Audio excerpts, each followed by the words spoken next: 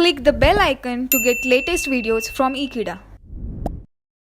Hello friends, here in this video I am going to discuss about Parallelogram Law of Forces, which is related to composition of forces.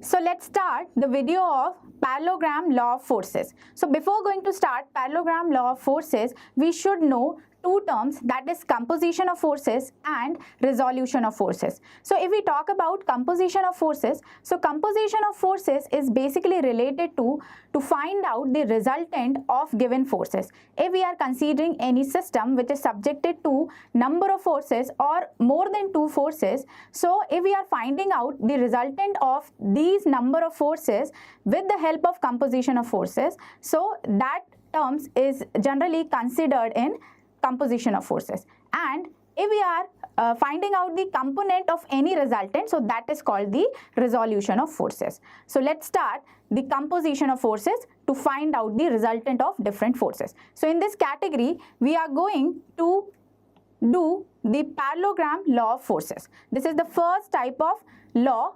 With the help of this particular law, we will find out the resultant. So here, as per the parallelogram, when two forces are acting on a point is represented in magnitude and direction by the two adjacent sides of the parallelogram, then their resultant is represented in magnitude and direction by the diagonal of parallelogram passing through the point.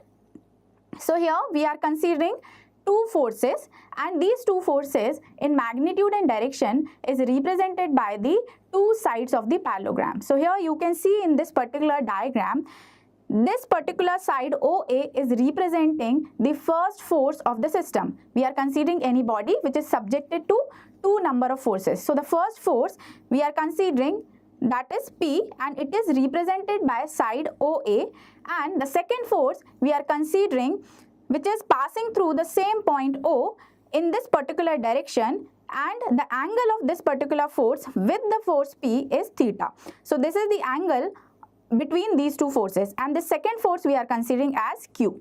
So two forces here we are taking, force P which is represented by side OA and force Q which is represented by side OB. So these two sides are on angle theta, and these two sides are considering as two sides of the parallelogram. Now if we draw the parallelogram with the help of these two sides, so here is the diagram of the parallelogram. Here we are considering point O, this is the origin point. Then we will draw the force P which is in horizontal condition only, and this particular P is represented by this side OA. Now from point O we will draw the second force, that is Q, and this particular Q is represented by side OB.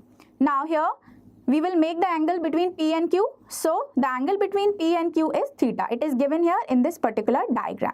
Now if we draw a line parallel to OA, this line OA is representing force P. Now if we draw a line parallel to this OA, and if we are drawing this parallel line on this point B, so let's draw this particular parallel line on point B, which is parallel to P. So this particular line is also representing force P.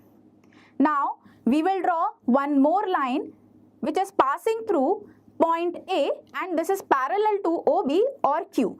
So here we will mark this particular line parallel to Q. So this line is a line parallel to force Q or OB. So these two lines are meeting at one point. So this point we are marking as point C. So this is another point of parallelogram. So here our parallelogram is complete, OABC. And the angle between these two forces P and Q, so this angle is theta, and here the angle between BC and CA is also theta. And this BC is representing force P, and this AC is representing force Q. Now this is our parallelogram. Now let us consider the diagonal of the parallelogram. If we draw the diagonal of this particular parallelogram, so we will join these two points O and C. So this will represent the diagonal.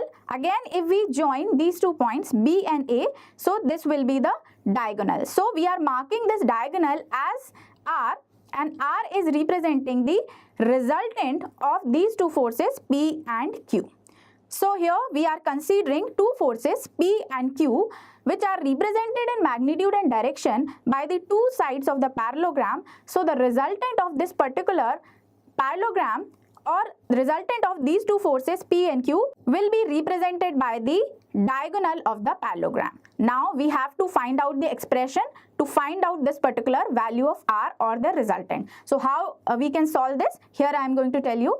So what we will do here, we will make a perpendicular on this particular line OA. So first of all, we will extend this line OA up to point D. This is the point D, and we will make a perpendicular. So we will join this particular point C and point D. So this is the perpendicular on this particular extended OA or on AD. So this particular angle CAD will be the angle theta. This angle is theta. So CAD, angle CAD will also be theta. So we will find out the component here. We will find out the value of AD and we will find out the value of CD. We have AC, that is equals to Q, and we have one angle theta. So on the basis of this particular Q, we will find out the equation or expression for AD and CD. So let's start the solution. So here, if we want to find out the resultant, so we will consider the triangle. So here we are considering triangle OCD. OCD is the triangle, and with the help of this particular triangle, we will find out the value of resultant. So if we are finding out the value of R, so this will be what? It will be equivalent to R square, that is equals to CD square plus OD square. This particular line OD plus CD square, so this will be representing the R square. So here is the expression. So R we are considering as the resultant of P and Q. So this will be what? This is represented by OC. So it will be under root of OD square plus CD square. Now we will find out the value of OD and CD. So let's consider this OD. So here this particular OD is what? It is the summation of OA plus AD. So we will write here OA plus AD square plus CD square. Now we know OA is equals to P, and we have to find out the value of AD and CD. So AD is AC cos theta, that is equals to Q cos theta because AC is equals to Q. Then CD, so CD is represented as AC sin theta, that is equals to Q sin theta. Here in this diagram I will show you. So this is the value of AD. AD is the base and CD is the height. So as per this particular angle is theta. So with the help of this triangle ACD, we will find out the value of AD and CD, and we will put these values here. So here we have the value of AD and CD. So AD is Q cos theta and CD is Q sin theta. Now we will put these values AD and CD here in this particular expression. So our expression will be what? It will be under root of P plus Q cos square theta plus Q sin square theta. So here we have the expression of resultant. Now we will simplify this. So after simplification, we will get this equation. It will be R equals to under root of P square plus Q square cos theta plus 2PQ cos theta plus Q square sin square theta. Now we will again simplify this. So it will be under root of P square plus Q square, and Q square will be common. So it will be cos square theta plus sin square theta plus 2PQ cos theta. And this cos square theta plus sin square theta will be 1. So our final equation will be under root of P square plus Q square plus 2PQ cos theta. So this particular expression is the expression of resultant. Here this particular R is representing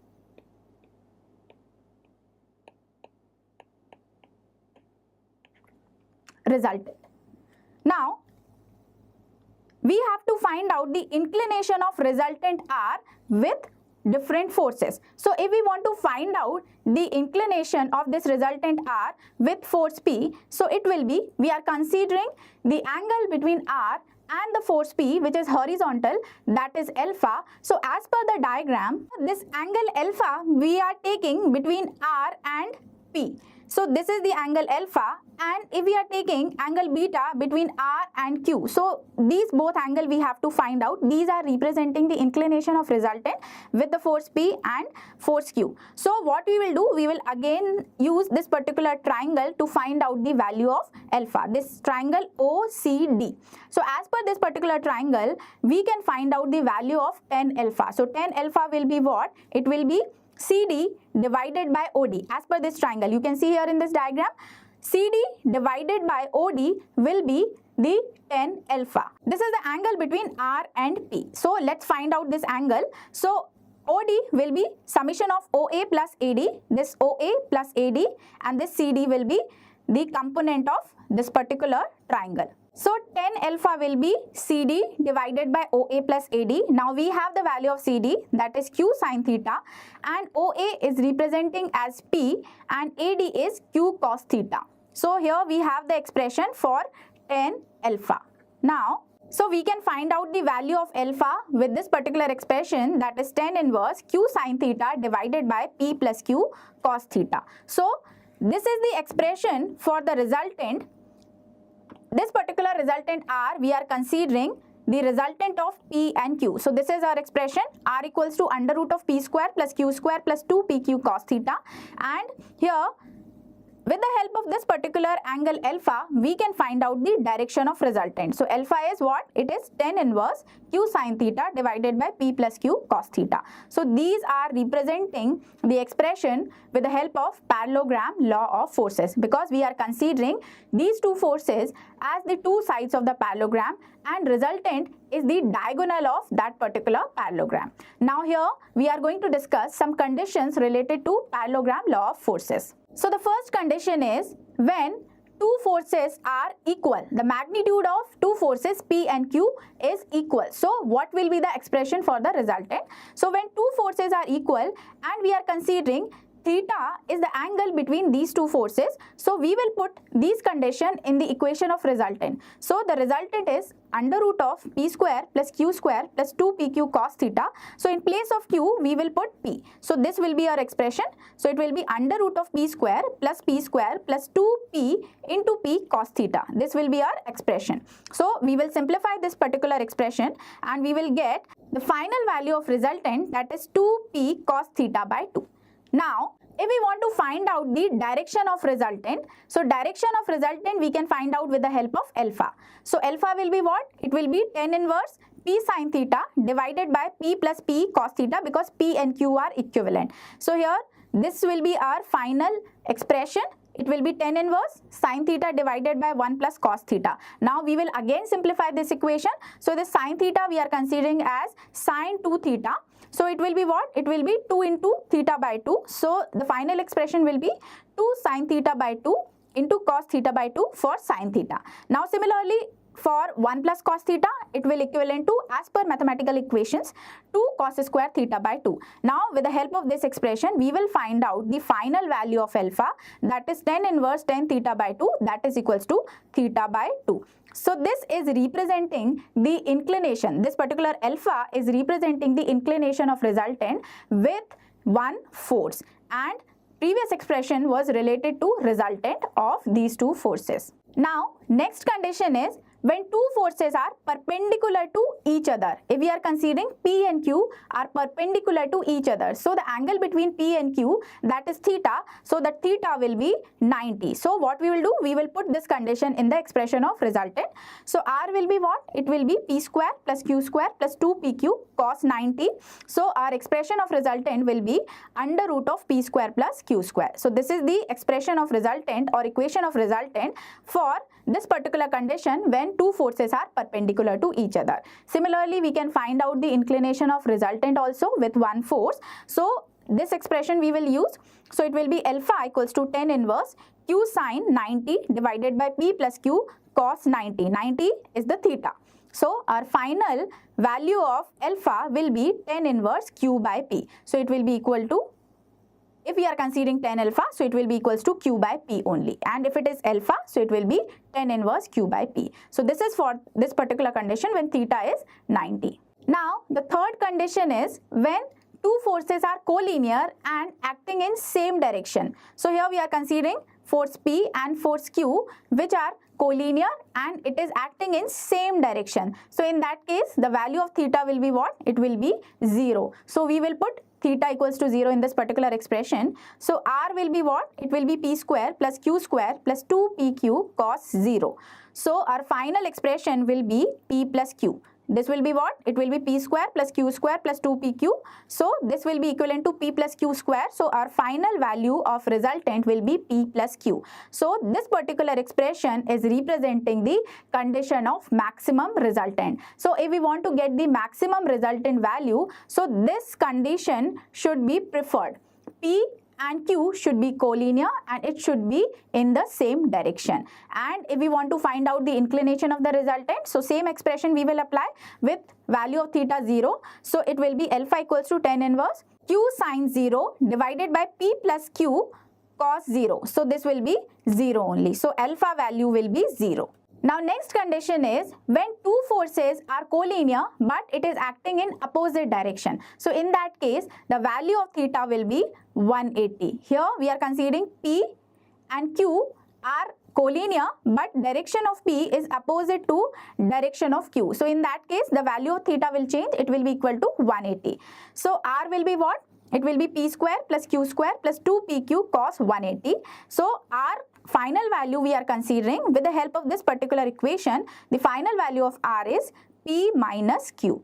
Now, in this particular condition, the resultant value will be minimum because two forces are in opposite direction. They are collinear but they are in opposite direction. So this is the condition of minimum resultant. If the forces are in same direction and collinear, so that is the condition of maximum resultant.